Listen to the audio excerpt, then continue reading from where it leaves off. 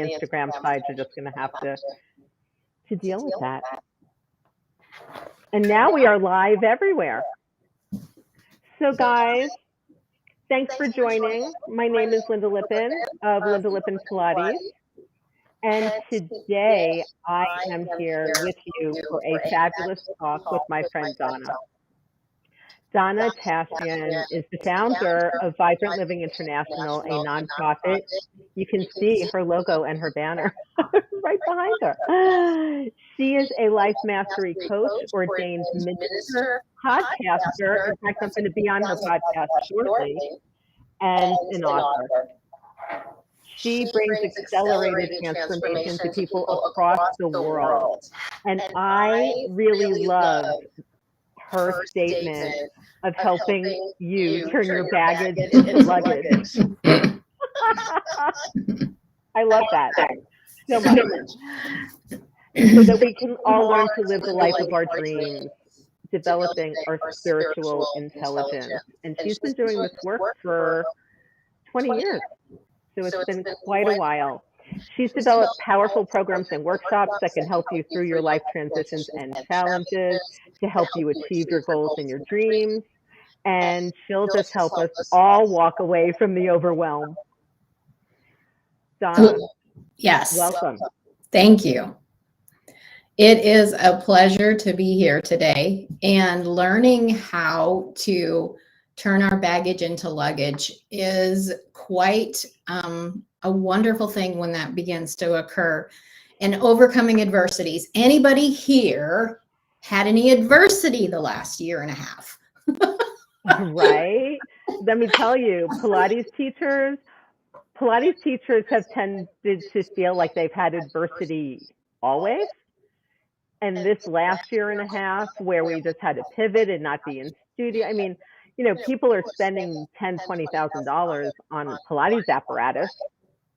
Yep. And big leases, opening up brick and mortar businesses, and all of a sudden couldn't do it. Yes. So when we think of adversity, most of us feel like running away from it, trying to avoid it at all cost. And, you know, I work with women that have had some traumatic things, and a lot of people have this last year and a half, excuse me, but a lot of it, you know, we're talking about a traumatic or difficult, painful past, and that could go all the way back to your childhood. And you're probably aware, but the things that happen to us a lot of times still affect the decisions that we're making today. And Lynda and I resonate with that, because the things from our childhood have helped us to overcome things, and as well as it has affected things, and we didn't always make the right decisions with that.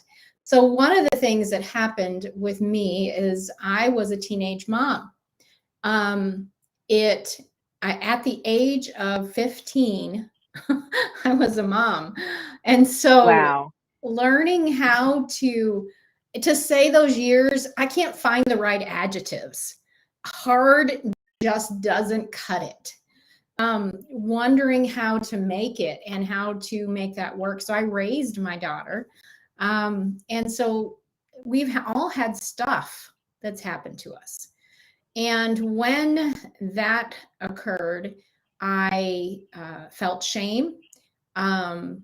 I didn't want to trust people. You see if anybody out there that's resonating, where we have trouble trusting. We want to be loved, but stay over there. Stay over there. Don't come too close, because I don't know if you're going to hurt me again. And our relationships are challenged. Our self-esteem is hurt. And I don't take care of myself. I could become a people pleaser because I want to be loved so bad. I do whatever you ask.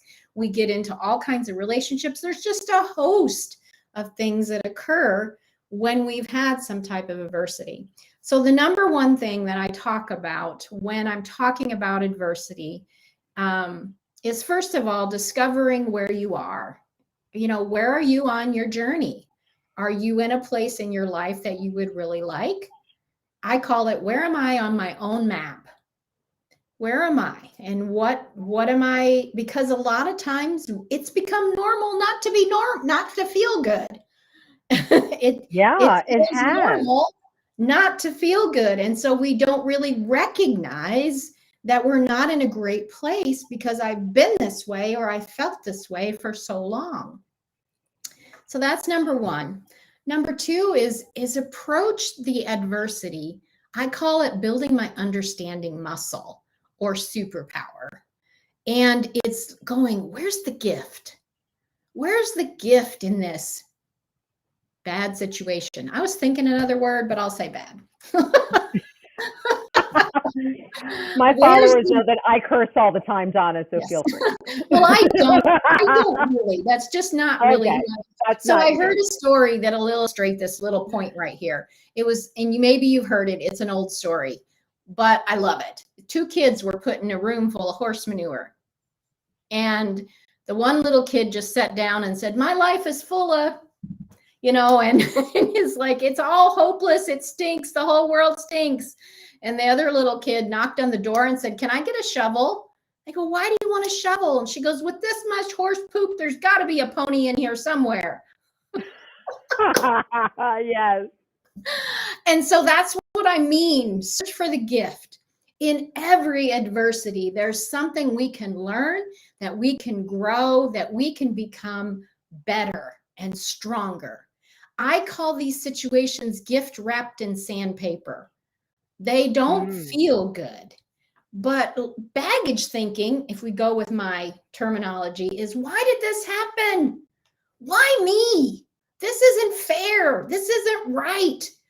How could they do this to me? Even bringing God into it, all kinds of stuff of the why words. And it really never gets us anywhere. We can be resentful, bitter, unforgiving, all kinds of things. And it creates health issues in our life as well. And that's baggage. Luggage thinking is, I can't change it. It happened, but I am determined. I'm going to use this to grow and become the best me that I can be. So it's part of you. Just use it to grow. So 4 steps to discovering your understanding superpower or muscle. Search for the gift is number 1. Number 2 is to keep a bigger picture in mind. We, in the middle of difficulties, I call it, I look at my feet. I can survive the day or the moment. I'm not looking up and going, this is temporary. I'm going to get through this. I'm going to go on the other side of this. We let incidents, we can let things be our whole book as opposed to a chapter or a paragraph in your book. So lift up your eyes and keep a bigger picture in mind. Number 3 is having compassion for other people. Yes, that word forgiveness. Yes, that is part of that picture, is walking in other people's shoes and forgiving them and actually set you free. But that's a whole nother episode. I can talk for a long time in describing forgiveness. No, but forgiveness is huge. It is huge. And giving other people some grace is huge. And everybody knows, because I'm very public with all my stuff, that that has been a big challenge for me. Yes. Donna, is that particular thing. I tend to hold on to anger. I hold on to resentment. I'm like, you pissed me off 20 years ago. Yep. And I still remember. My husband is from upstate New York, and he still remembers some florist guy. He was a landscaper who did his dad wrong. It's just like, yeah. And he's like, I'll never go there again. And I'm like, that probably same person isn't even there anymore. That was your dad, right. And we're not even in a position for you to go there because you're not there. I'm not in New York anymore. Right. And the reason why we do that primarily is I'm going to protect myself from being hurt again. But Lynda, does that really, let me just ask you, you've publicly admitted that you have that that's a challenge. Does it stop you from being hurt again? It absolutely does not. And in fact, every single time that I've reached back out or accepted a reach out from the other party, because some of these have been professional relationships, right? It's always basically turned in my favor and their favor. Sometimes we don't even discuss what happened in the past because we both know exactly what happened, and but we are able then to move forward. And there are people who I'm collaborating with now where if you had asked me 5 years ago if I would ever have worked with them again, I would have said no. Yes. And so what happens in business, it happens in our personal life. Some people, we should never have a relationship again. There's Right. some people that, I forgive you, but I don't trust you. One doesn't equal the other. So that's number 3 of that. Number 4 is get help. You got help. I got help. We got help to do this. We weren't really meant to make this journey alone. And get support, get all kinds of support, get a coach, get a therapist, whatever works for you, and maybe both because they're different. And learn and get some support so that you can begin to get your understanding muscle stronger. And every time you would face adversity, it's looking at the situation almost, not all the time, but almost with joy, going, I know something good is going to come out of this. Now, can I say I always did this? Absolutely not. Absolutely not. It's so much easier to tell you how to do it than it is to do it yourself. Right. But I think that's part of the beauty of coaches and of therapists and of all of us, is that we're all always working on our stuff. And we know that it isn't easy. And it's really kind of interesting because my current business coach is also a therapist and consistently talks about the difference between the coaching and therapy. Like, just because I am a licensed therapist does not mean that's what we're doing here in coaching. Right. Because those are completely different things.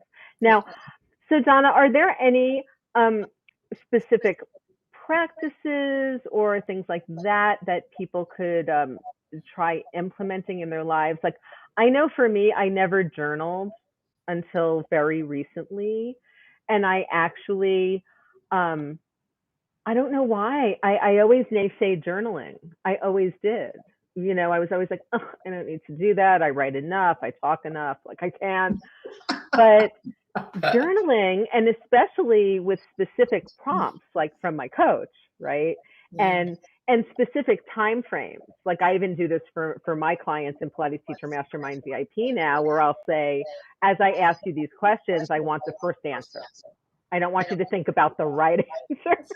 I just want your first answer.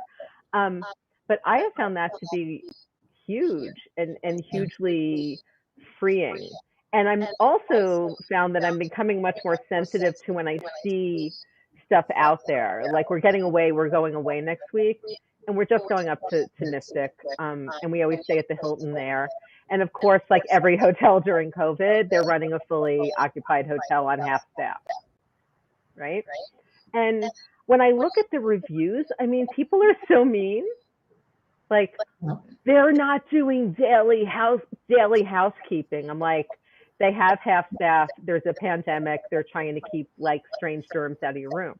Like, there's a reason for that. But I looked at my husband and I said, let's bring a lot of cash. Let's tip well. And let's give these people some grace. Because nobody else is. Right. One of the things that's really been helpful for me is I give this as a free gift, and it might be the perfect gift for today for people. I call it my 15-minute miracle. And it's what are you doing the first 15 minutes of your day? It makes a huge difference. You shared with me on previous FaceTime live that we did that, drinking water and you're doing movement and meditation. What are you doing the first half hour, let's say, of your day? Going through Facebook and seeing all of this craziness is probably not a great way to start a day. So my routine is I drink water when I first get up, and then I get a cup of green tea. That's mine. And then I do devotionals, reading, meditation. It changes up. Then I do my movement for the day. And doing these kinds of things help you to start your day on a very well. And I know here in this community, you've heard something like that already from Lynda. Yeah. I know she says the same thing. But journaling with guided journaling is the easiest, because you sit and look at that blank piece of paper and you're like, all my thoughts are crap. And it's like, I don't want to write them down. And one of the other things that I found really helpful is when you're facing something that really makes you concerned or afraid. Let's just talk about anxiety for a minute. And it's really making you anxious.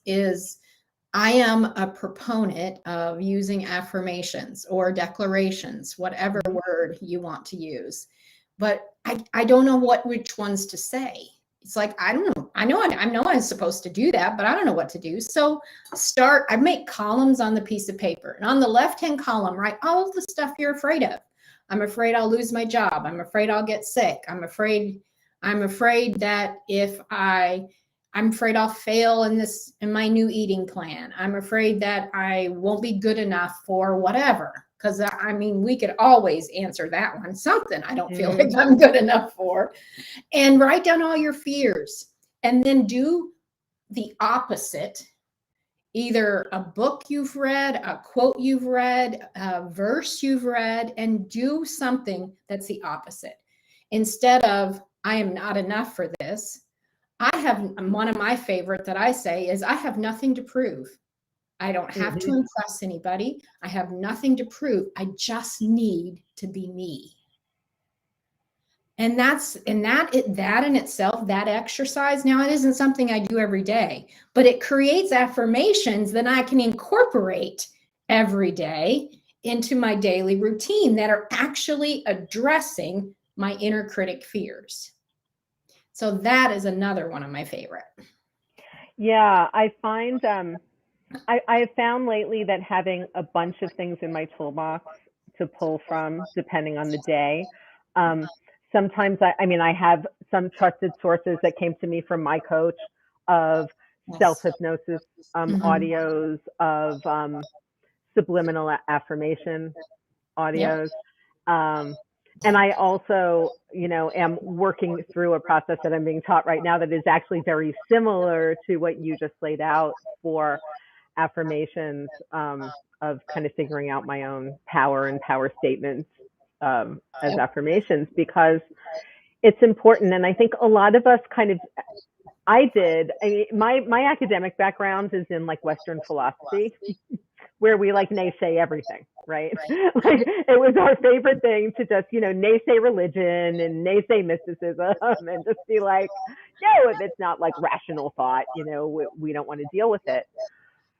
But it really turns out that our unconscious minds really do like, they do like support, and they do like routine, I find. So if you're thinking, if I'm only taking 15 minutes to half an hour and I don't have time to do all of the things, that's okay. Pick what feels good for you for the day.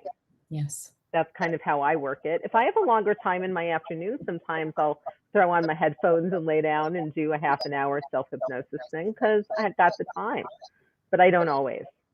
And sometimes that's not what I need. Sometimes for my brain, that doesn't feel like what I necessarily need, and I'll do something else, but I've got a whole toolbox of things. Yes, absolutely. So those are all some great things that you can do to overcome adversity. It's taking care of ourself, but not just physical self. It's taking care of our mind and our soul, our spirit, and being able to address all those parts of us so that we can be totally healthy. So that is what I have to share today. Wonderful. Thank you so much, Donna. And do let people know how they can get in touch with you if they have any questions or if they'd like to explore a little bit more into your work and how you can help them. Well, you can always comment below this video, and we are Lynda and I are linked, and so I will be responding to it, to any comments, questions. I'd love to hear your thoughts and see what, you know, how did this resonate with you? What works for you? What do you have questions about? And comment below. As far as for me, you can find me at my website, and it's ivibrantliving.com. The letter I, vibrantliving.com. And then I will make sure I will put that link below the videos when the full posts are up so everybody can easily find Donna.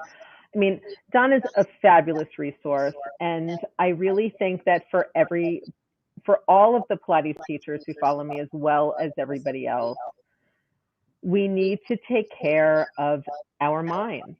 We need to take care of ourselves, and we are deeply committed to taking care of our bodies and taking care of other people's bodies.